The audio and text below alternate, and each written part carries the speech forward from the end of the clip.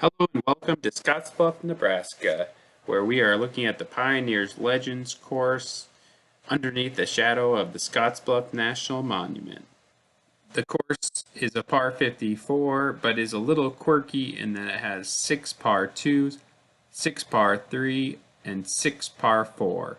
But really, everything plays as a par 3. It is also across the field from the zoo, so you might hear a tiger here or there. Hole 1 is a 302-foot par 3. Typical play is a backhand right over this bush. And to get it down before it goes OB long, the basket is tucked in behind this tree. This is the site of my first ace, Pro Destroyer. It's a fun hole. Hole 2 is our first par 2. It's 230 feet, very straightforward. You can do a forehand or backhand line.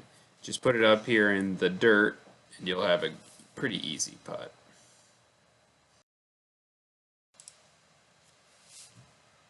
Hole 3 is a par 3, 270 feet. There's forehand and backhand lines on this hole as well. Got a lot worse when they took out some trees that were right in here. Hole 4 is the shortest hole in the course. It's an ace run par 2.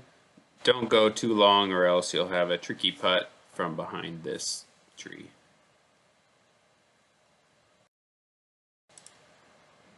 Hole 4, the first par 4, 350 feet.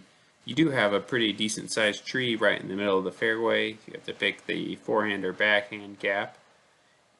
And then there's some other trees that keep the ceiling low.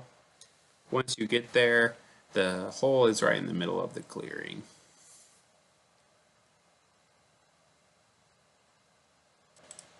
Hole 6, par 3, 315 feet. There are both forehand and backhand options, as this is mostly just a straight shot. You can also go with a hyzer backhand around the back door or a hyzer forehand over the previous tee. Hole 7, another par 4, 400 feet. There used to be a tree right in the way of throwing a nice forehand, but there's not anymore, so there's a big forehand hyzer available. Or you can throw a backhand either straight down the middle or on the right side of the trees. Hole 8, another par 2, 215 feet. There's a small gap on the right of this tree and a gap on the left of this tree. Just pick your favorite upshot disc and put it close.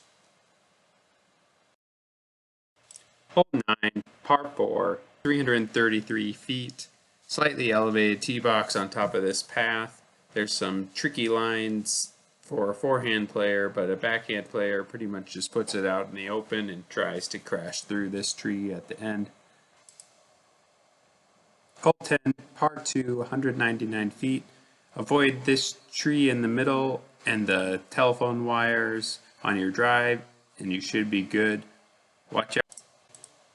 There is a large fire ant colony underneath the basket, so if you need some extra motivation to get your putt there, that's it. Hole 11, par 4, 436 feet. Probably the only legitimate par 4 on the course. There's a fair amount of trees you have to navigate with your early drive, and then generally your upshot will also have to deal with some trees. There's OB down the path the entire left-hand side. And then the basket is perched up on this slightly elevated area by the last tree. It's a really good 2 if you can get it. Hole 12, par 3, 264 feet. There's a nice forehand line that's on the low side going down the left, or you can throw the big hyzer around this tree on the right. Picture there's nobody on the hole 13 tee box if you're going to try that one. Hole 13, par 4, 346 feet.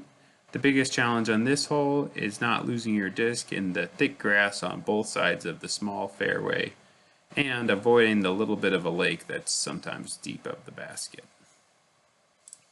Hole 14, par 2, 214 feet. You do have an option of throwing a hyzer over the dog park or trying to sneak a forehand down the straight gap. If you can make it through the trees, you'll have a putt. Hole 15, par 3, 297 feet. Dog park on the left, lake on the right.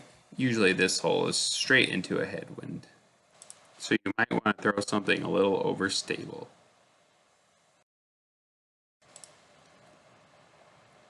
Hole 16, par 4, only 305 feet. This is the shortest par 4 on the course. Really plays better to a forehand or a turnover backhand with a little bit of a protected green. Hole 17, par 2, 204 feet. Another good forehand hole. Just put your disc out by this tree and get past the bush and don't worry about the OB path on the right. Hole 18, par 3, 298 feet. Generally a backhand over this field is the best play, and have fun listening to the zoo animals as they cheer on your shot. Don't go OB on the path on the left and you'll be a happy camper.